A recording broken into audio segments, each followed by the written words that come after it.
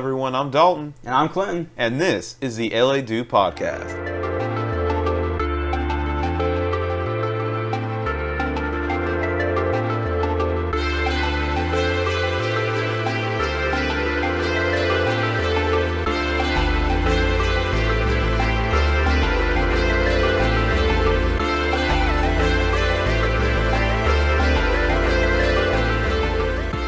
Everyone, and welcome to the LA Do Podcast, where we will talk about everything from movies to video games to comics and everything in between. I'm your co-host Dalton, and I'm Clinton. And strap on, true believers, because this is a very exciting first episode of the podcast. How befitting is it that we will be talking about a gigantic landmark in cinema today, the MCU, more importantly, Phase One of the MCU. That's right. There are 6 movies in Phase 1 of the MCU. It started off the gigantic franchise that we know now today as really what is the biggest franchise in superhero movie history, I feel. How did you feel about the MCU when it first started, Dalton? Well, when the MCU first started, it really wasn't the MCU. It was just a collection of films, because that's why it was so ambitious with the first Avengers movie, when you had the first Iron Man movie come out, and then it started slowly building up with all the movies, and you didn't think it would build up to what it was, because at the time, especially with DC, you didn't see, Batman and Superman share the same stage. Mm-hmm. You didn't have a Justice League movie. You were supposed to, but it was canceled, and it never came to fruition because you had so many different ideas, and the studio wanted different things, and it was canceled. But with Phase One, starting with Jon Favreau and Robert Downey Jr. with the first Iron Man film, and then basically being the brainchild of Kevin Feige. Yeah. Even before Disney, it was very interesting to see because it had not been done before. So when it comes to when the MCU started, right, and you said it was just a collection of movies pretty much, do you think that they wanted to do a new approach, or do you think that they did a new approach on the superhero movies? Or do you think they kind of took off from, like, the original Spider-Man with Tobey Maguire and, the X-Men movie and all that? What do you mean by that? Like, do you believe that it was kind of in the same style, or do you think they tried to try something new? Ask you another question. What do you mean by that? Because that can mean different things. With the X-Men movies, they kind of went off of the base storyline in the comics. And especially the Raimi Spider-Man movies, Sam Raimi definitely went. He based his stuff on the comics, especially more prominently Spider-Man 2. Mm-hmm. It was Spider-Man No More, and that was a heavy influence. I feel like the MCU tried to be different because since it focused on one superhero at a time at first, and it's not like it's heroes that you're not that well acquainted with, because Spider-Man, for instance, already had TV shows. He already had animated series, the original 1960s series, the 1990s Spider-Man, and then leading up to the MCU, it had Spectacular Spider-Man, which came out, during the same time as the Raimi films and stuff. You didn't really have anything involving Iron Man or Captain America as much as you did a staple hero like that. Yeah. And so it kind of did its own thing, not really like the Raimi films or the X-Men films, since, you're focusing on heroes not everybody might know or that have not been shown as much. Hulk is different, but we'll get into that Hulk movie. Yeah. But you can also see where they had based,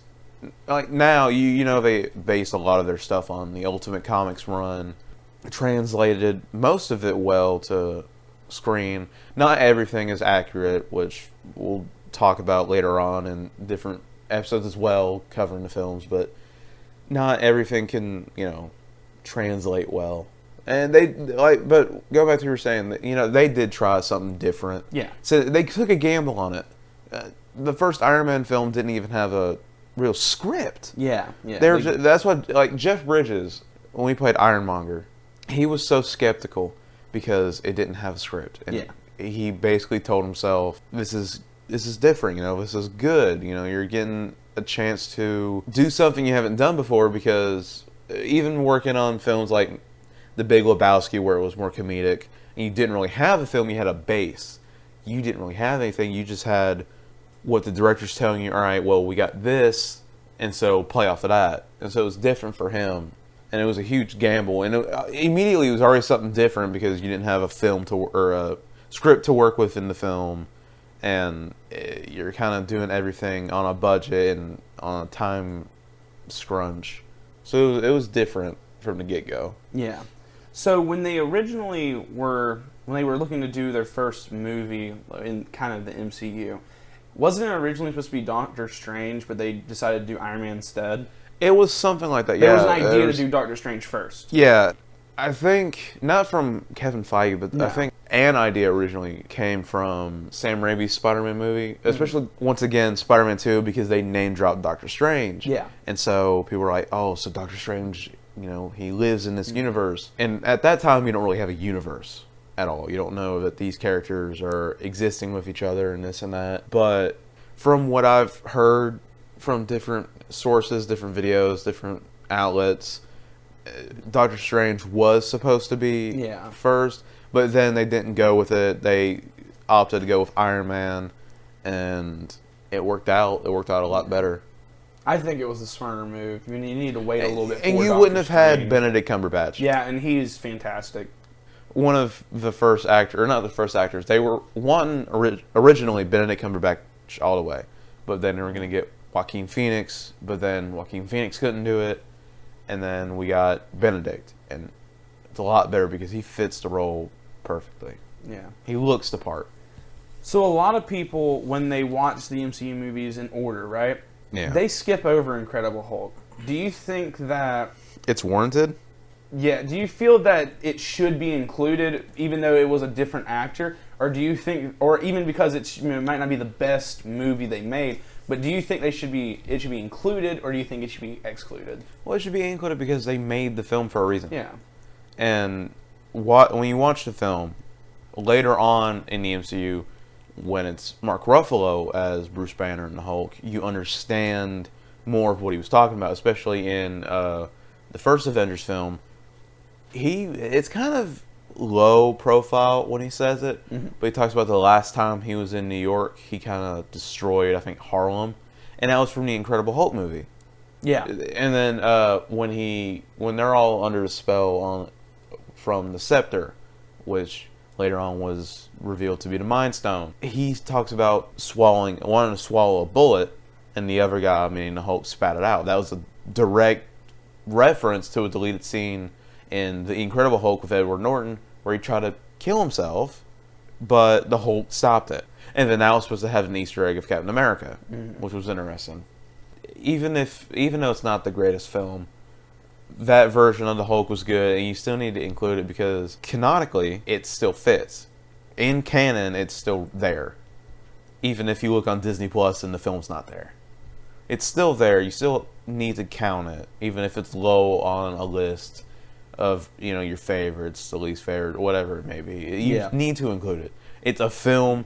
It was made for a reason. You can't just skip over and say, "Oh, it's not like when people argue about Star Wars with The Last Jedi. You can't just say, "Oh, that's not canon," when it was made for a reason, even if you hate it. I'm going to ask you a very just out there question, and hopefully in the next few episodes when we continue doing this, I'll remind myself to ask you this again. But going through these movies when we do it today, do you think the future of the MCU is going to be as successful as these movies here today? God, I'm hoping. Just because... Are you hyped as much? With the selections of movies that they announced last year, I'm hopeful but skeptical. Because you have films like, you have The Eternals, which not everybody knows, and hopefully it's okay. Yeah. You have Blade, but not Wesley Snipes. Which, but I'm excited for it. It's I hopeful. think it'll be good. You have, obviously they're going to make Black Panther 2. They're going to make Captain Marvel 2, unfortunately. Paul Rudd announced recently that they're already working on Ant-Man 3. Which is fantastic. Which hopefully has stature. Yeah. And a lot of people are saying, making up theories that maybe that'll lead into the Young Avengers. Yeah. And obviously there's going to be another Avengers movie. There's one at least every phase. So Phase 4 has to have one. Spider-Man 3 is going to happen. Doctor Strange 2 is going to happen because of the Multiverse of Madness. But then you also have to think of the TV shows that are going to be in the MCU, like Falcon and the Winter Soldier, which got delayed. But You have WandaVision, you have Loki, Miss Marvel, you have She-Hulk. She-Hulk. But then you got Black Widow. Yeah, and Black Widow, which is still trying to get a release. They're still hoping for it. Still don't think it's likely, just because. But it'll come out, and circumstances hopefully of the it's world. going to be good. A lot of stuff is happening right now when it comes to releases of movies, but when it does come out, I think we'll have a pretty good lineup of movies. Well, whether it be digital or not. Yeah, I mean, You whether know, or not. Scarlett Johansson, as long as she's been working on with Black Widow for the last now 10 years since 10 Iron Man 2 years. came out.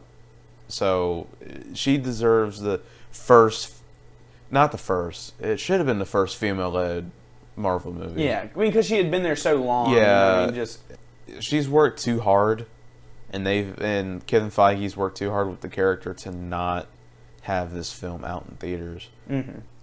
But then again, everything is kind of going to crap. Yeah. So you can't really blame them if they move to digital, which hopefully it still comes out either way. But anyway, today we are going to rank Phase 1 of the MCU from worst to best. Are you excited? Or at least favorite to favorite. You can't really. Yeah. It's harsh to say worst to best. Yeah, but I mean, unless you're talking about The Last Jedi. Okay, yeah, but the least favorite in our opinions to our favorites. Yeah. In Phase 1, which would be Iron Man, Incredible Hulk, Iron Man 2, Thor, Captain America: First Avenger, and Avengers. The first Avengers movie. The first Avengers movie, yes. Not to be mistaken with the British film The Avengers. Yeah. You have to make that distinction, especially in Britain, Yeah. in the United Kingdom, because that's why they say Marvel's The Avengers. Mm-hmm. But Well, I'll go ahead and start it off. So my number 5, my least favorite in Phase 1 was Incredible Hulk. number 6. Oh yeah, sorry, number 6, Incredible Hulk. It's because a lot of people don't really appreciate it, and even though I think it should be included in the MCU, it's not my favorite, especially in Phase 1. The plot was kind of everywhere. I liked Abomination, but they could have done a lot more with the whole Hulk Abomination thing going on. The recasting later on with Hulk and with Mark Ruffalo later on kind of ruins Incredible Hulk a little bit. But a plus side, we get Iron Man at the end, and it's like a tie-in to maybe start the Avengers. But that's my take on Incredible Hulk. Yeah. But what is your number 6? Well, it's also the Incredible It's Hulk, also the Incredible but I'll add on to what you were saying. The reason that it's kind of all over the place is because of creative control. Yeah. Edward Norton was promised so much creative control with the character, with the movie, that he didn't get, and it changed drastically from what he wanted. Like I said, the scene where he tries to end his own life in the snow, that was cut from the film, mainly because it was too dark, which, yeah, it's too dark, but he wanted the film a certain way. That's why he didn't return, is because of creative differences. Kind of different than how Iron Man 1 ended up with War Machine, but that's a different story. But yeah, I mean, it's not the best film. But you need to include it. Yeah, you need, like I It said, needs to be included. Like, even people if it's worked not hard great. to make that film. But the Hulk transformation scene at the college is one of the best superhero scenes, just because that version of the Hulk is the best. Yeah. Just the look, everything about that. He's, truly a humanized monster and not just, big, scary Mark Ruffalo monster. Especially in Thor Ragnarok and Yeah, the Avenger movies. we'll get to Thor Ragnarok later on in another episode, but I mean, yeah, and Abomination is one of those supervillains that you don't really get any recognition. He's one of the villains in the first Marvel movies that don't die, yeah, other than Loki and Red Skull, which you find out later. yeah, Voice crack. But yeah, you find out later. But he's one of the only villains, and like in canon, he's still alive. He's still in prison. Mm-hmm. They mentioned that on I mean comic tie-ins and also on Agents of S.H.I.E.L.D., where they mentioned that. yeah. Do you think the Abomination character was a good character for that movie? I don't see Villain which there one they would could have been. Yeah. Because they had Absorption Man Yeah, I think something like that. from yeah. the original Hulk movie in 2003. Yeah. And, I've watched it like once, so I can't remember. and also had the Hulk dogs. But Yeah. that, whatever villain for Hulk besides, what is his name? He was teased in the Hulk. In the Incredible Hulk. Oh, my mind's drawing a blank on his name. But it'll probably come I'm sure back to me. someone will tell us But when they hear this. He's got the big elongated forehead. And I know you're talking about. I can't think of a name. that was though. that was kind of setting up for a second Hulk movie, but the Incredible Hulk's kind of the reason. That, and I think like licensing issues with Marvel and Paramount, that they can't do anything with it. Besides, you can't do solo movies. Yeah. You do team ups, but you can't do anything else. Do you think it would be a smart move to do a Mark Ruffalo Hulk movie, standalone? Mark Ruffalo wants it. He wants it bad. Do you think it would be good? What do you think would be better than Incredible Hulk? See, I don't know, because they had the Professor Hulk storyline. Yeah. And with his messed up arm, I don't know what he could do. Unless you go the route where you get rid of Bruce and you get his last name's Cho, and he's the newer Hulk. Yeah. In recent comics, his mother, I don't know if this is technically canon, but it's the same woman that's the same name as his mother in the comics, or at least the same last name. That was in Age of Ultron that helped, under mind control, helped Ultron build his new body, which became Vision. She was, in the film, so it had a lot of people thinking, oh, well, they're gonna adapt Cho. Again, I forget his first name. I don't want to pronounce it wrong. Yeah. But his version of the Hulk, eventually, or at least that character, because also in the Winter Soldier they mention a student, and it could there was no specification on who that student was and why Hydra was keeping an eye on him. And a lot of people said, oh, maybe that's him. I don't know. I'm not Kevin Feige. I don't know what he has planned. Yeah. But, I mean, a Mark Ruffalo film, it just depends on how you go. Because the one thing that you would have to have is Red Hulk. Yeah. Have General Ross become Red Hulk. But I don't know if they want to do it. Or at least have Abomination again. Yeah. My biggest problem is that Mark Ruffalo is a really great Hulk, but both of the Hulk movies they've made have been misses for me personally. And it would kind of be scary to have to go back and, is this going to be okay? I'm not sure. Can you do a standalone Hulk movie? It's kind of like when you do 3 not so good Fantastic Four movies. Can you make a 4th one and actually do good with it? Don't say 3 not so good. It's 2 decent ones and 1 god awful. I didn't like really any of them, but I'm not saying that they were bad. The third the one first was 2 bad. outweigh the third one. Fantastic. Yeah, that one. Yeah, it outweighs it. At all. That was I didn't even watch the film because I knew how god awful it was not going to good. be. Even its own director disowned it and hated it. Yeah. So it's god awful. But Fantastic Four, just like Hulk, it's one of those things where can we get a great plot with it? In the comic books, Hulk, Fantastic Four, all of them, great characters. But on the movie screen, it's kind of a toss-up in the air. As long as you have good story writers and good director, that's all you need. Yeah. And then you have Kevin Feige. And I feel like Kevin Feige would try his damnedest to do something good with that film. Mm-hmm. And Mark Ruffalo, bless his soul, love him as an actor. He's a good actor. He's a good Bruce Banner at the beginning. To me, he just kind of... It went too far to comedic role. You're not the biggest fan of Professor Hulk? It's not that. It's the fact that the way that Bruce was, he was cautious and kind of like Dr. Jekyll and Mr. Hyde in the first Avengers movie. And then in Age of Ultron, he was a little more comedic. And then in Infinity War, he was really comedic. In Ragnarok, he was really comedic. And then Endgame, semi-serious, but also comedic. Some of his stuff was alright. It was funny, yes, but the direction of the character kind of went down a little bit. It looked promising. Age of Ultron kind of dipped. And then Ragnarok for me, a lot of people will disagree, and I'll talk about it when we talk about Phase 2. Or no, Phase 2. Yeah.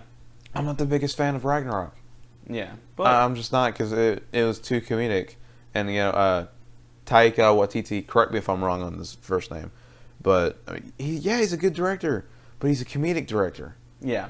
And Great yeah, director, that kind of saved the Thor movies and the Thor franchise because they were taking themselves too seriously. But to me, it was a miss just because it was a good movie. It was an okay movie, but just too comedic. Yeah. Too comedic for me. But moving on, my number 5 for Phase 1 is Iron Man 2. I'm sensing a pattern.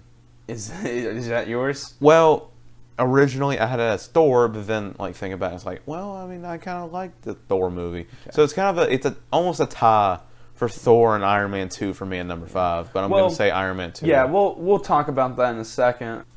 My reasons for it being at number 5 really. Few reasons. I didn't like the plot. It wasn't my favorite. Well, in fairness, they tried to do the plot where Tony was, alcoholism, because that is a major character plot for Tony in the comics. Robert Downey Jr. struggled with addiction and stuff. Not necessarily alcoholism, like a little bit, but also just drugs. But I mean, they tackled it a little bit and kind of overcame it, but it was also him dying from the arc reactor, which was weird, and then him finding the new element that they were gonna name not adamantium. They're gonna name it vibranium originally, but he finds a new element, puts in his arc reactor, and he's all fine. And then, of course, you have Mickey Rourke. Yeah, and I love Mickey Rourke, but the Whiplash character wasn't my favorite. And I was actually excited to see Whiplash in the movie, but it just didn't. His Whiplash character is actually not from the comics. Yeah. Because his is like a combination of two different characters. Yeah. Which is interesting, but it was almost completely made for the film. Which was not weird. It was different. Good. Like, he was good, but like sometimes, in the film, there were some things I just really didn't like. There's hit and misses, and Iron Man 2, a lot of it, except for that final scene with Iron Man and War Machine when they're just gunning them down. That is the best scene in that entire movie. I think it's good. But another good scene is the racetrack scene. That was a really good scene too, because Whiplash looked like a badass. Yeah, he really did, and it was great. And they really promoted that scene. That was everywhere. Yeah, so they were promoting that suit, the red and silver briefcase suit. Yep, that was a cool suit. But I liked it. I prefer the triangle suit. Yeah. Where his chest piece is a triangle instead of a circle. Mm-hmm. That's just stylistically. But it's still I like a good that one. I mean, the silver and red was still good. Oh yeah, I love it. It's way better than Mark 42. Yeah. I hate Mark 42, and I'll explain that when we're talking about Iron Man 3 in Phase 2. But and as you were saying when I was talking about the plot, you were saying it was dealing with Tony's alcoholism and all that stuff. I think that was great that they touched on it because it was something serious, especially in the comics and stuff like that. And they wouldn't have done it in a Disney era Marvel Studios. But just like I was talking about with Fantastic Four, like I love Fantastic Four, but some things in the comic doesn't really go on the screen as good. Unless you write it well. And I just don't feel like they wrote it well. I don't know. He pissed in his suit. He took a piss in his suit. And throughout the entire movie, the whole War Machine Iron Man feud thing. Well, they had we had to bring up. They did bring in Don Cheadle to replace Terrence Howard. Is his name? That's his name. I forgot his name. To replace him because of money issues. Yeah, but Don Cheadle also came in, so that canonically it's a little bit of a hiccup. But then again, that happens all the time. It's the same thing with Edward Norton. But he plays the character great. Oh, he played it great. But the whole drama between them two, I just got annoyed with. It was like one scene you're talking about drama between, War Machine and Iron Man, and the next Whiplash is talking about his bird. And I'm like, can we get some fighting? You got to say, I want my bird. Yeah. I want my bird. Yeah. And that's not a problem. It's just, I didn't like it, personally. That's why it's my number 5. And then the secondary villain, Hammer, which he made AIM. He's still around, and not in the comics. He's still not in the comics. He's still around the MCU. He's not dead. Yeah. And I do feel like the first Avengers movies, the first Phase 1, kind of set a bad tone for killing off your villains. Mm-hmm. Because there's nothing to work with later on. Yeah, because you can start killing off your villains. Like, you start, like, Iron Man killed, or Pepper killed Ironmonger. You killed Whiplash. You killed, Abomination was saved. Red Skull everyone thought was dead. Loki lived. But then later on, it's like, all right, well, the fake Mandarin died. What was his name from Winter Soldier? Well, he died. He gets killed. Yeah. And then you have other villains. Some villains don't, but some villains do. Most notably, Spider-Man villains, because he doesn't kill. Spider-Man doesn't kill. That's what I like about the Spider-Man character, because when he doesn't kill, it leaves so much for like them to work with in another movie. And Doctor Strange, he didn't kill either. Yeah. Dormammu and I forget his name again, but he's the one actor that they won't leave his eyes alone. Every single movie he's in, Casino Royale, Rogue One, even Death Stranding, they just mess with his eye, man. Yeah. Like, they always have something to do with his eye. Yeah. Or he dies, one of the two. Mm-hmm. But it did set the kind of precedent. It's like, all right, well, we're just going to kill our villains, which became the staple for every single Marvel movie from what I know leading up to Black Panther and Endgame. But then let's think about the movies when we were talking earlier about movies before the MCU and stuff like that. Let's talk about all the other Spider-Man movies, like the Tobey Maguire 1, 2, and 3. Now, he didn't kill them. It was always the villain that killed themselves. The villains are dying. You know, you lost Green Goblin in the first one. You lost Doc Ock in the second one. But in the comics, Green Goblin did kill himself in the same way. And I understand that, but which made sense. Why did we do it then when we could have waited? Well, if you look back, and we will talk about this. I want to talk about the Sam Raimi films separately. Yeah, separate.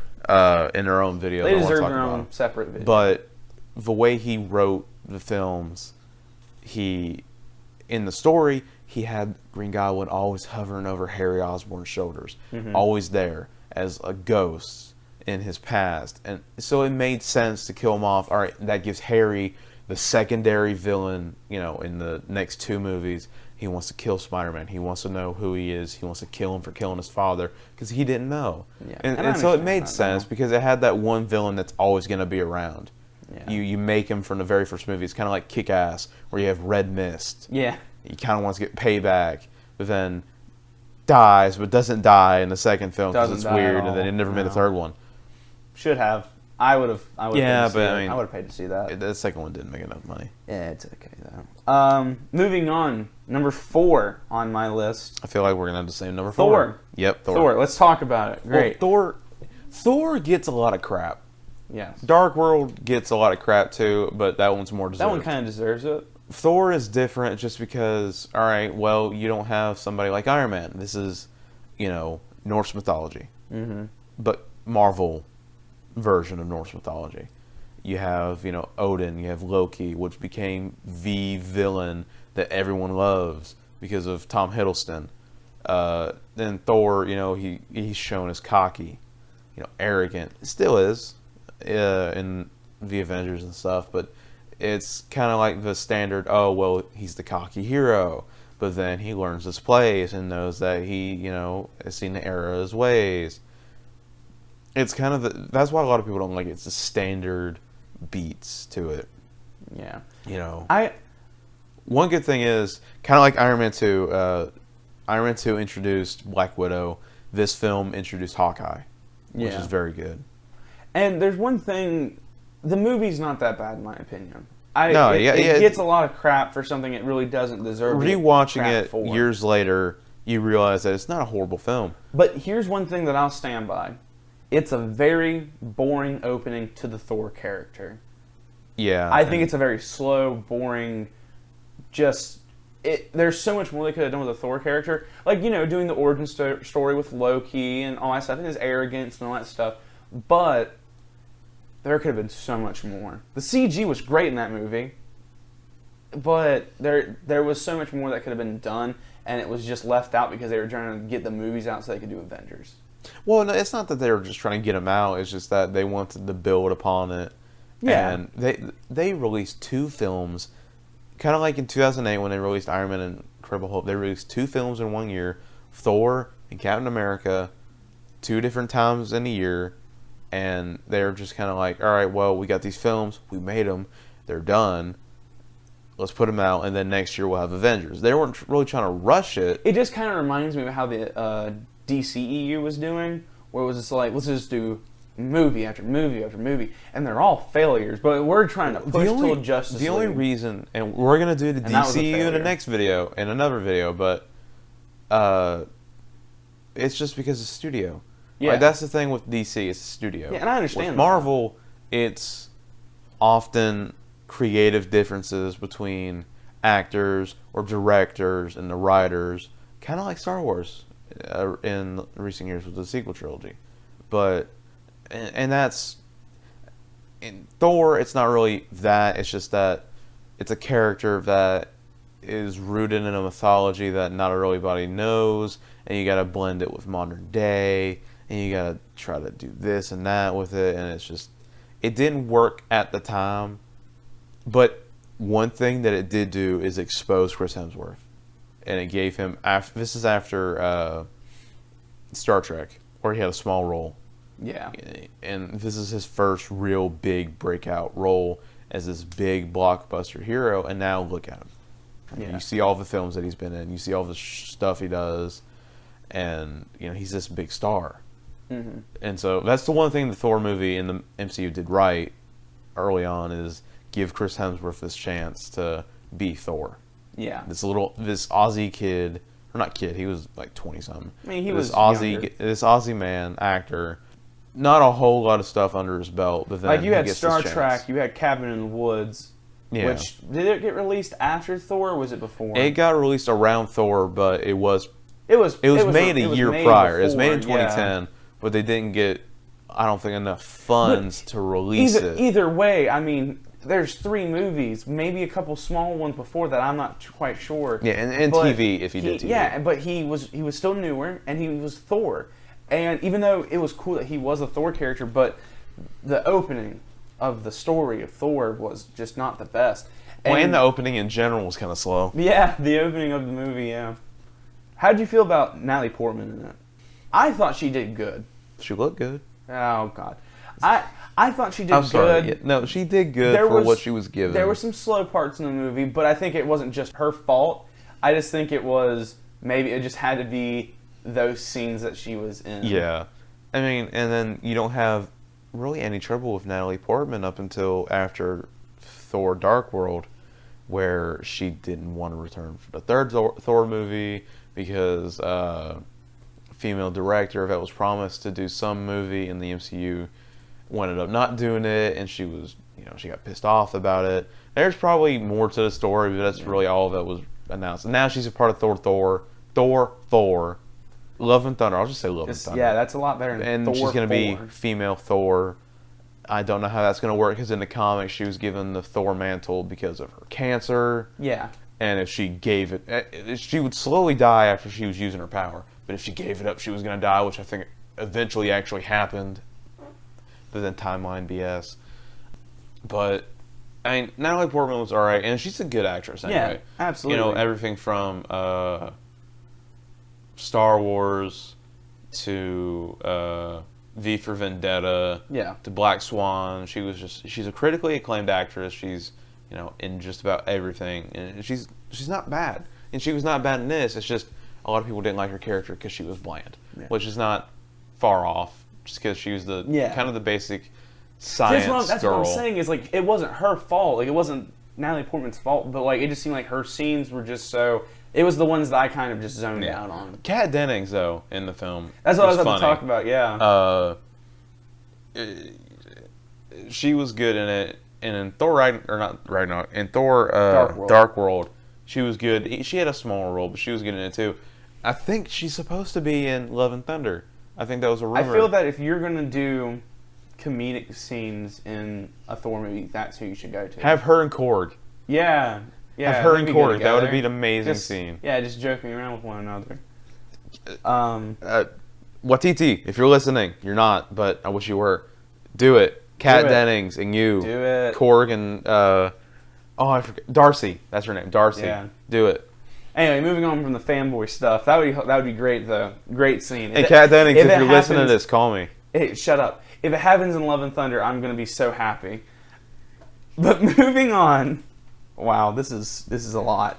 Moving on to my number 3. I don't know if this is going to be your number 3. It might be. I think it is. Captain America, First Yeah. Avenger. Wow, this is getting boring. It's not boring because we're talking about it, but We're not 1 disagreeing and 2 with one might be another. different. 1 and 2 Maybe. might be different. Maybe. But Captain America, underrated. It is so underrated. Underrated, as a film but not the because- best. It's not the best one. But it is kind of the standard coming up story for Captain America, because he comes from this little kid in Brooklyn that won't stay down. In the comics, it actually explains it a lot better. One iteration of the comics, I know, because in the comic, his mother is being abused by his father, and he's a little child, so he's cowering in fear. He doesn't want his mother to get hurt. He doesn't want to see his family like this. And he comes out to see his mother, and he's like, why didn't you just stay down? Because you don't stay down. You always get back up. And in the films, it's kind of like that, especially in the first Captain America movie. It's kind of like that because he's, I can do this all day. He doesn't like bullies. That's his motivation in the film. He doesn't like bullies. He's not going to stay down on one. Yeah. But the CGI for his transformation is amazing. Just because if you didn't know who Chris Evans was, you wouldn't have been able to tell, hey, that's not how Chris Evans looks. He's not this tiny little guy that's as tall as Peggy Carter in the film, which he is, but then Chris Evans really isn't. Yeah, and then so that was cool that they put that in there, and he's really small. Well, the digital effects is amazing because Yeah. they actually had it's not that they shrunk him down. They had a stand-in. Yeah. They had a guy. They had Chris Evans film his stuff so they can get his face capture, and then they filmed the other guy doing the exact same scene so they get his body, and so they would put the body on there, or his head on the body, and then do it like that, which was really, maybe groundbreaking at that time. I feel like they've done it possibly before, but for that it was really interesting to see because it's almost flawless. Yeah. Just because, you don't really see, his head's moving around. It's not like a CGI recreation. Yeah. In my opinion, even though it's my number 3, like, it's not my favorite movie in the Phase 1 of the MCU. Yeah. But I can't think of any other way they could have done that movie.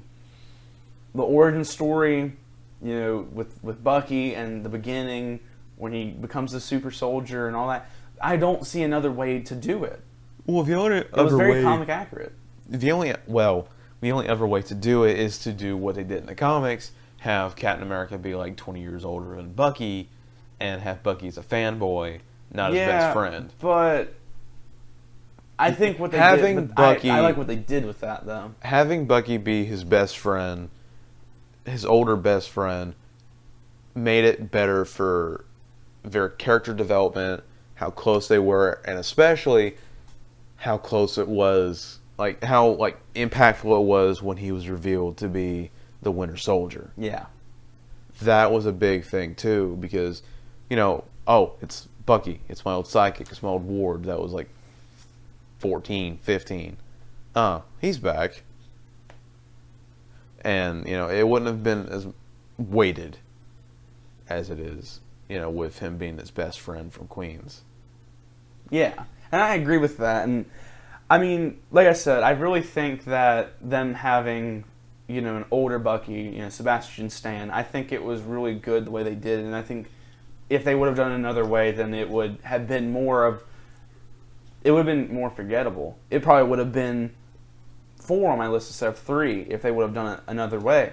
But they did really good. Red Skull was really good. Everything in the movie was good, but it's not the best movie that's in the MCU, especially in Phase 1. Well, what's funny is about Red Skull, the actor that played Red Skull, he hated the character. He did not like playing Red Skull, and that's why he didn't show back up later on. His contract didn't say multi-film deal. He didn't want that. He didn't want to be strapped down for one character. Yeah. And so that's why I think the original idea was just to kill him off. even though he kind of disappear into the Space Stone with it. We saw him back later. Well, yeah, you'd see him back later, but it was actually a guy that he's an actor known for impressions. He does very well, like very good impressions, and that's why it was kind of like, oh, that sounds just like him. It's not. It's not him. It's not him. It sounds like him, but it's not him. Having the character pop back up later on at the very end was. Well, especially when crazy. everyone theorized about it online, especially you and me. Yeah, we theorized about so many different things. He came, Red Skull, the character came back, and I thought that was great. Maybe it could have done a little more before that, to bring back Red Skull a little bit. Maybe not, but it was really good. Well, the reveal was good in itself, just because the because reveal was fantastic. That's where you find out. Oh, that's where the Soul Stone is. Yeah. Oh, that's who's protecting the Soul Stone because he was not worthy to have the Space Stone. Oh, that's what Thanos has to do to get the stone. Oh God. Yeah, pretty much. Yeah. Yeah, you have Red Skull, Very this sad. monotoned man, mostly tell you, you gotta do this, you gotta do that. In his German It's voice. sad. It's really sad. Oh, that scene was sad. It made me tear And up. it's a great Infinity scene, but War. it's so sad. But Captain America was a pretty good movie. It was Underrated movie. It's underrated, just like Thor's underrated. Captain America's more underrated just because that's one film that everybody kind of ignores out of the trilogy because everyone knows the Thor trilogy. Oh, well, the first one was alright. Second one wasn't that good. Third one was praised, and then but we don't know yet. But you don't think about the Captain America movies. You Mm-hmm. don't. You kind of don't think about the first one. You just know Winter Soldier as being the favorite for a lot of people in the MCU, and then you have Civil War, which divided fans just because story. But what's something that is cool about Captain America and Thor was that there was not a Captain America movie besides was there one in the 1990s. 90s? Yeah. Not super kind of popular maybe, but not too popular. Very low budget Captain America movie, and there wasn't a Thor movie really. No, but they did want to do a spin-off TV show for Thor. Yeah. Because they did have him show up in the Hulk TV series. Yeah. But what I'm saying is that Captain America, Thor, they haven't had gigantic movies yet, multi-million-dollar movies. And neither did Iron Man. But it somehow was able to go over Hulk, which is, like I said, underrated, but it's buried as not even an MCU movie. But they already had a Hulk movie. You know what I mean? Yeah. Like it was, it was able to survive another Hulk movie. When even though it wasn't the best, there was already one, so there was already, some tickets being sold because there was already a Hulk movie. And it's like, oh, I remember that. Let me buy this ticket. But Thor and Captain America, new characters. A lot of people didn't know about all of them unless you read the comics. And then it was able to survive and make Captain America, especially with Winter Soldier, a phenomenal sequel. Probably one of the best ones in the MCU. Yeah, because especially when you think of a lot of the movies, the movies that got sequels, Iron Man, Thor, Captain America, Avengers, but that's not really, Guardians, Ant-Man, Spider-Man. Really, the only two films that really got praised for their sequels were Winter Soldier and Far From Home. Yeah. Because every other film was like, oh, it's good, but it wasn't as good as the first. Or it was worse than the first, in Thor's case. That would have to be a rewatch. Dark World would have to be a rewatch just because it's probably not as bad. There were some... They try to take it too serious. We're going to talk about Dark World in another episode, but let me tell you, that movie is bad, but that movie's hilarious in a lot of parts. Yeah. Like when Cap just appears because it's, that's so funny. And I love it so much. And Stan Lee's cameo in that one is so good. It's so funny. The greatest thing about the Thor and Thor Dark World with Loki impersonating Cap is just because the first one is Tom Hiddleston acting like Captain America, acting like Chris Evans. But then you have Chris Evans come in recreating what Tom Hiddleston did. So he's Chris Evans acting as Tom Hiddleston, acting as Loki, pretending to be Captain America. Yeah, it's amazing. Yeah, it's the same thing when Deathly Hallows Part 1, where Emma Watson was recreating as Hermione, recreating the actress that plays Bellatrix Lestrange, because Bellatrix, the woman that played Bellatrix, had to act like Hermione, acting as Bellatrix. Yeah. It was the same thing, and it was good just because they have to match everything, and it's funny. Even though the voices for Captain America was the same as Chris Evans of in the Harry Potter movies, but it's just funny, and it's really good how good. It's scary how good actors can be when they can copy each other like that. It's amazing. Yeah. So let's go ahead and move on to number 2. I am so scared that it's the same one, and if it is, then we'll just talk about it. I think we might have 2 different ones. Maybe. My number 2 is Iron Man. Never mind. Okay, it's the same. Okay, great. So let's just talk about it, though. Sadly, our lists are the exact same. We didn't know, but well, it would have been different, but I kind you of switched it up a little bit. I gave Thor more credit. Yeah. Than maybe it deserves, but but it's okay. I wouldn't change Thor. I think Iron Man 2 deserves to be at that number 5 because it's just not good. It was actually a toss up between Incredible Hulk and Iron Man 2, believe it or not. But not for me. But that suit, though, the suit is what made me put it above it. So anyway, Iron Man. It's the first one in the MCU. Well, it's the movie that started it all. Started it all. Even though technically it wasn't the MCU yet. Yeah, but it started the MCU. Yeah. But new character, a lot of people don't know. More or less. Well, new character to the cinematic scene. New character, not many people know him unless he's if you're a comic book fan. Almost no script, but you have phenomenal actors that were able to make it one of the best Marvel movies out there. Well, and also you have to think the cast. You had Robert Downey Jr., you had Gwyneth Paltrow, you had Jeff Bridges, you had Kevin Feige, who small role in it, as Happy, but he was also the director. You had Sam Jackson as the cameo. You had Terrence Howard. It's a star-studded cast, and then put that on with almost an entirely made-up story just because they kind of ad-libbed everything, or they had little things here and there that they were going to say, oh, we're going to talk about this, we're going to talk about that, but then have at it. And especially being Robert Downey Jr.'s, one of his bigger roles since becoming one of the, not laughing stock of Hollywood, but one of the actors that it's like, all right, can we trust him because of his past? Because he's had so many problems with drugs and abuse, like alcohol abuse. But the beautiful thing about him is that he overcame it. Well, all. And it's good because when he overcame that, then he turned it around with his acting career. He was able to get Tropic Thunder before that, which didn't really help, but it put him back out there, and then he got, they took a gamble with him being on Iron Man, and he is Iron Man. Robert Downey Jr., there's no one better to play Iron Man than him because he is Iron Man. I can't see another actor playing him. There wouldn't be. You can't replace him. It's not like Edward Norton or Terrence Howard. You can't just replace them. Or you can replace them because of the issues, but you can't replace Robert Downey Jr. That's why they always had to negotiate. They had to keep him because they knew that was a moneymaker. Same thing with Loki. Tom Hiddleston cannot be replaced. A lot of people's in their eyes and their hearts, Hugh Jackman can't be replaced as Wolverine. Neither can Patrick Stewart as Professor X. It's certain characters that fit well with the actors that play them.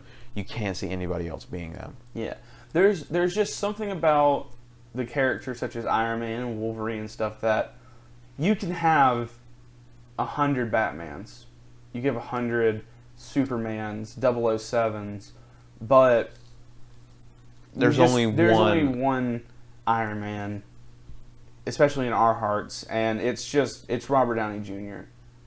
And that's just how it is. And really, I don't want them to ever make another Iron Man. They won't unless they do the big theory now is Ironheart, which is she was the woman that took Iron Man's place in the comics, the newer comics, and she became Ironheart. So, I mean, unless they do that, which a lot of theories have been leaning towards, I don't know if they will. It's too soon. It is way too soon now to do it, so I don't think they will. But leading up to the Young Avengers, they might, just because they're gonna need something to back up on since they got rid of so many of their key characters like Captain America, Black Widow, Iron Man, basically Hawkeye. Oh, the Hawkeye series. That's what I forgot. Oh yeah, That's it. the MCU That's series it. that I forgot. The Hawkeye series that was delayed. But you have all these characters with all these actors that are not coming back, and they were the crutches. So you have to build everything back up. Yeah. Basically, that's why you have the new deal with Sony and Marvel with Spider-Man to try to help it. You have Doctor Strange that's going to help. Captain Marvel, Black Panther. All We can these. already tell you are not a fan of Captain Marvel. We'll get to that. Yeah, I'm getting to it, but I'm just not. I'll put it this way, and I'll get judged. I'll eventually do it. I'll watch it eventually, but I haven't watched it. Okay. I'm just not the biggest Brie Larson fan. That's okay. To put it out there, shame me all you want. It's okay. Everyone has their own opinions. To quote Jeff Bridges, which is, that's just like your opinion, man. Yeah, exactly. Big Lebowski. And you can like and dislike your own, the and actors it's just, in Hollywood. You can just choose who you like and dislike. I mean, eventually I'll watch it, but for me, Captain Marvel was the filler. Well, we'll have to watch it, or you'll have to watch it before I'd have we to, do yeah. another phase. Because I want to do a rewatch of the MCU anyway. So. Yeah. But also, going back to Iron Man, this is the first one we see Nick Fury in. The first very, one we very see end. the Ultimate Universe Nick Fury. Yes. Played by Sam Jackson, not white Nick Fury from the original comics. Yeah. Which is why the MCU is heavily based on the Ultimate Comics, because, Marvel, they asked, or they got permission. It's like, hey, we got this character, he's Nick Fury, but we're recreating him, and he kind of looks like you. Is that okay? It's like, yeah, it's okay, And then they have him play him in the MCU, which is, if you have Sam Jackson in your universe, in your films, you can't go wrong. Look at Star Wars. Look at the prequels. You look at Quentin Tarantino, his movies. You can't go wrong with. Yeah. You can't go wrong with Sam Jackson. Anything that was wrong with the prequels in Star Wars was not Sam Jackson's fault. No. There's Jar some Jar. flaws, but I wouldn't say it's just Jar Jar. But I mean, there's flaws, but it's not Sam Jackson. We can tell you that straight up. But that, and one thing that I think is great about Iron Man, which I'll always remember, especially as a kid, him eating Burger King. It was just funny. It was funny. But I enjoyed the significance of the that, story, because Burger King, a god-awful burger from Burger King, is what turned Robert Downey Jr.'s life around and made him question everything. He had drugs in his car, and that burger, man, turned his life around. He dumped those drugs into the ocean. Or it was either the ocean or a river. Which one? Yeah. I think it might have been the ocean. He got rid of them. He got rid of them, and that's what made him turn his life around. And so he paid homage to that because he had Burger King. And that stuck even till Endgame, where Morgan, his daughter, later on, wants a cheeseburger. Yeah. And Happy is more than willing to get her one. Yeah. And it's just, Robert Downey Jr., with all the stuff that happened, he turned it all around and just made a phenomenal movie, and he's a phenomenal actor, and it's just incredible. And he made this movie, he made Marvel something completely different and something way better. And this movie is by far number 2 of just the great in Phase One, and probably one of the best ones in the MCU when we finally put it all together. But he also made number 1 on both of our lists even more just great. And that is Avengers, the first Avengers movie. The most ambitious crossover event in cinematic history, especially for superhero films, up until Infinity War and up until Endgame. Because this is the first time you have multiple superhero characters on the same screen together. It's not like when in Batman and Robin, where George Clooney's Batman mentions this is why Superman works alone. You know, a little subtle nod. That's not how this goes. This is before Zack Snyder attempted Batman v Superman. This is before Suicide Squad. This is before Justice League.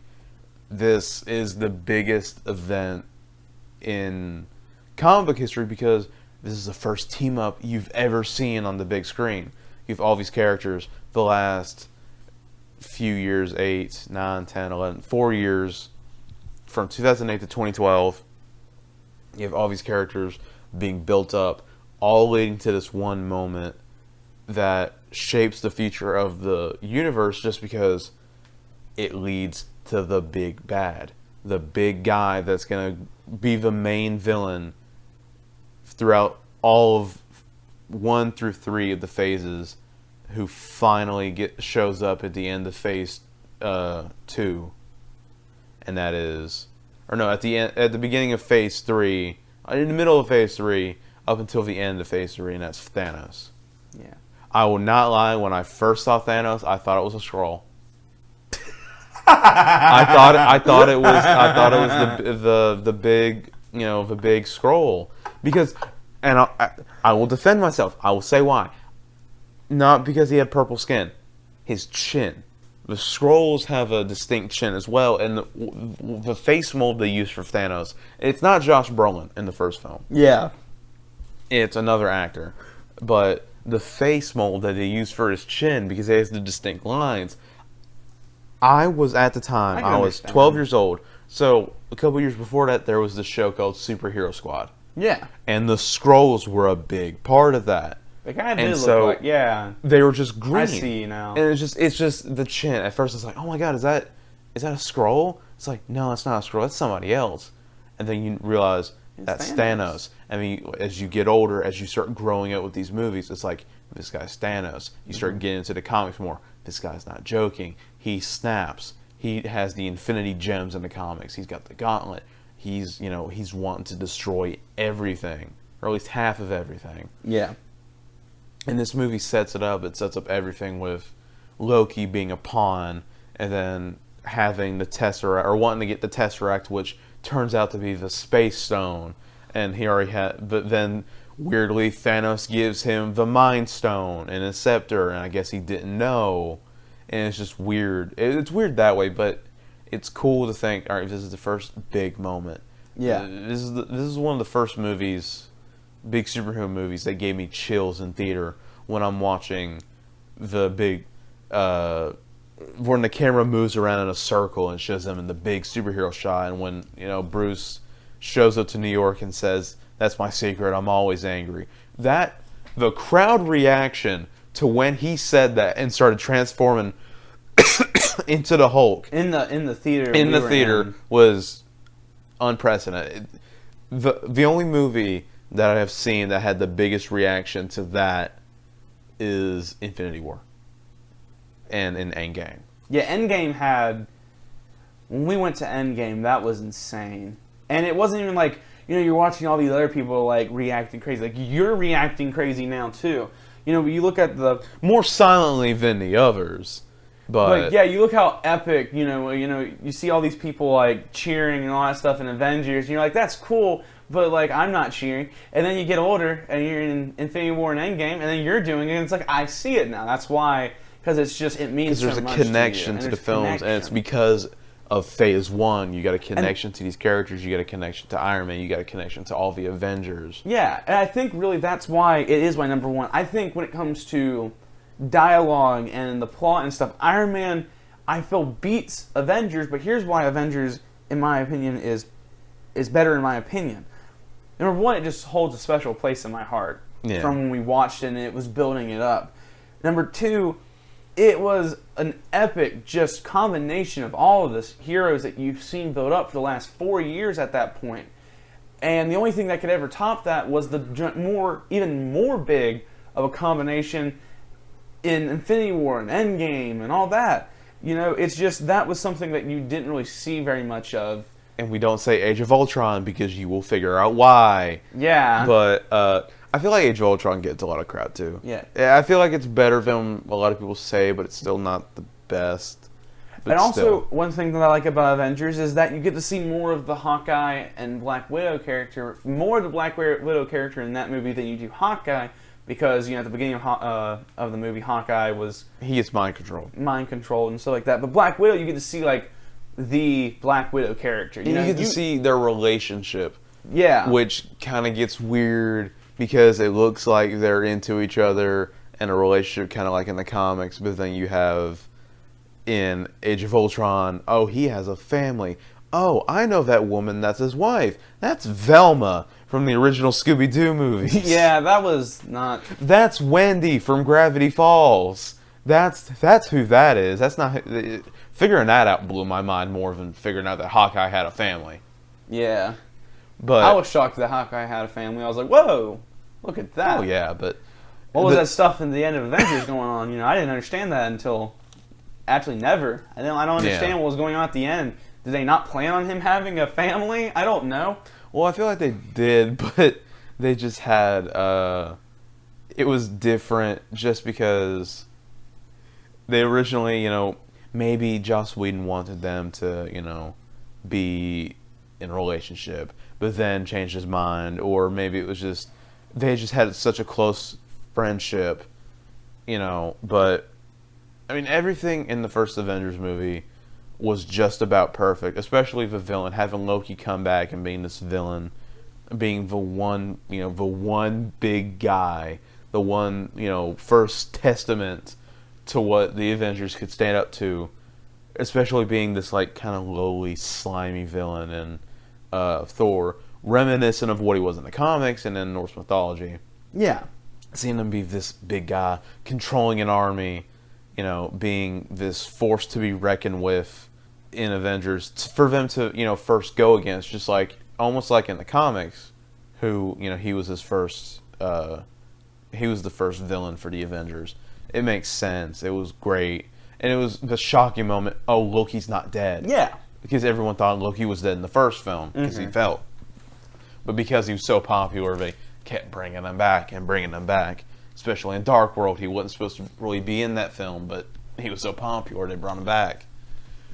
But Avengers definitely hit all the right notes. Yeah, and that's why it is the number one. Like I think it was hard because Iron Man did have some crazy, amazing things in it, and it's just like you hear the backstory of what happened. When it comes with no script, pretty much. Yeah. And I think that's incredible. But Avengers was that epic combination of everything you could ever want. And it put it's pretty much what Justice League should have been. Yeah. It could have been that epic, but... And it put it on the map because, alright, well, this is something you definitely want to look into. This new... It wasn't the MCU yet. It wasn't a Marvel Cinematic Universe because it wasn't Marvel Studios yet. Yeah. It was just Marvel with, in the Captain America film was with Paramount. And, it was just these different studios until it was Marvel Studios. And then you just... it's just the biggest event. And it's like, all right, well, we need to keep an eye on this because, what will they do next? That's the thing. It set a high bar, and it's like, all right, what are you going to do next? And in some people's eyes, some of the movies didn't hit that bar. Like Iron Man 3 was the next movie to come out. And to some people, it was, disappointing. Yeah. And then you had, the next few movies were The Dark World and Winter Soldier and Age of Ultron and then Ant-Man, where it kind of, kick-started a little bit. And I was like, all right, well, Ant-Man, it's like, all right, well, it's, it's comedic, it's good. Age of Ultron, kind of divided people. Winter Soldier, it's great. And then, leading into Phase 2, it kind of set up a precedent of, like, all right, you need to, keep this up. And that's right around where Disney bought, right at Avengers is where Disney bought Marvel. Yeah. And so it's like, all right, well, now you got, the House of Mouse wanting to oversee it. And so, all right, you can't do certain things, but, you're going to get a bunch of funding. Yeah. So you can have the best that you didn't have in the first Iron Man movie. But even then, the CGI was great in that.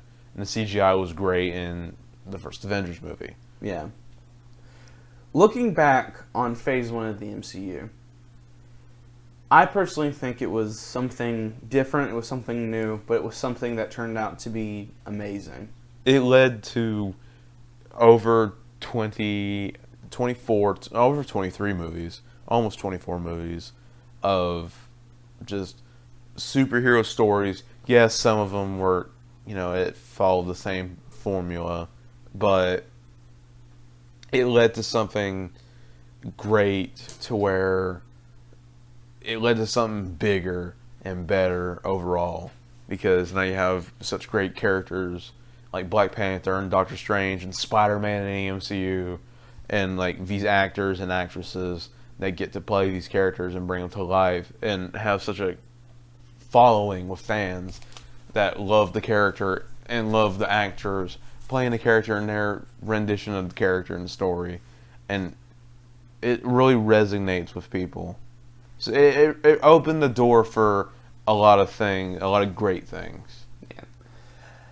One thing I want to ask you, and I don't want to get too deep into it because it will kind of take away from stuff we could talk about in other episodes, but do you think Phase 1 is one of your favorite phases in the MCU or so far, or do you think maybe it's one of the weaker ones because they just started, or what do you think? Without a doubt, it's one of my favorite ones because it's not too cramped like Phase 3. Phase 3 was long. That was a long... That was really good. It was good, but it was long, and it had a lot of hits. You had to get a lot for... It had a lot of hit and misses, though. Phase 2 had a couple hit and misses as well. More I think they hits, all have hit and misses.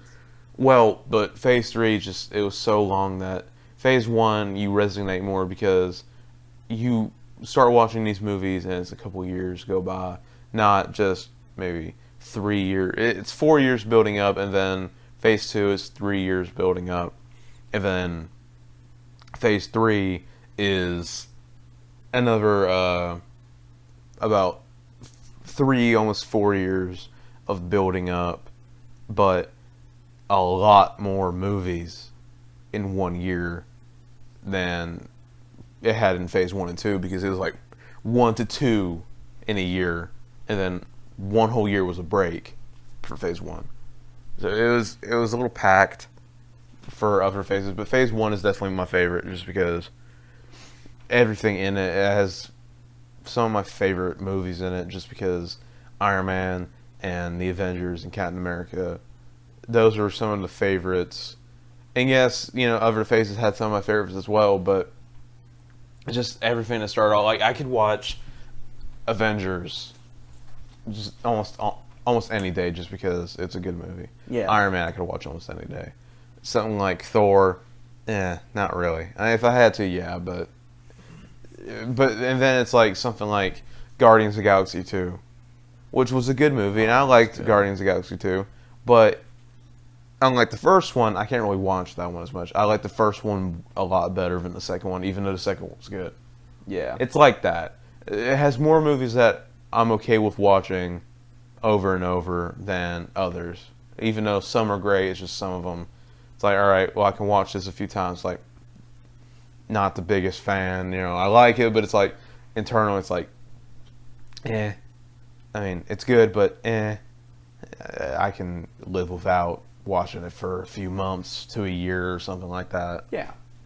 But it's definitely my favorite so far.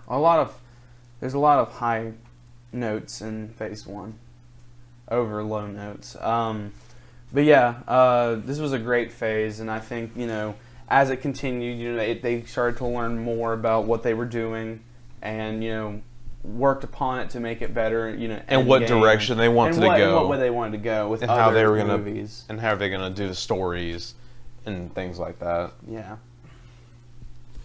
But I feel like Phase 1, very good way to end off and start off the podcast with our episode 1. Yes. Very fitting that it's the first phase. It's the first phase of our podcast series, the Ellie Do podcast. Be sure to follow us on Instagram. Follow me at Ellie Do Brand on Instagram, and follow our podcast editor, Ethan, at EthanThompson __ on Instagram. And you can follow me on Instagram at ClintonWells2001. And you can also follow our music engineer at chance.cummings.507 on Instagram. And you can also follow the LA Do podcast account on Instagram at LADo _podcast and our wrestling podcast account at LADo wrestling _podcast. But that'll definitely wrap it up for today. And next time, we are continuing with the Marvel Cinematic Universe with Phase 2. A little bit longer, not too much longer, but definitely A lot more to talk about. And we'll follow that up with Phase 3, possibly a two-parter because it is so long. Yeah. We will see. But definitely next episode, episode 2, Phase 2, leading up to the third phase, and then leading up to a ranking of all the films in one giant list. So look forward to that. Appreciate you listening, and hope you have a good one. Thank you for listening. Bye, everyone.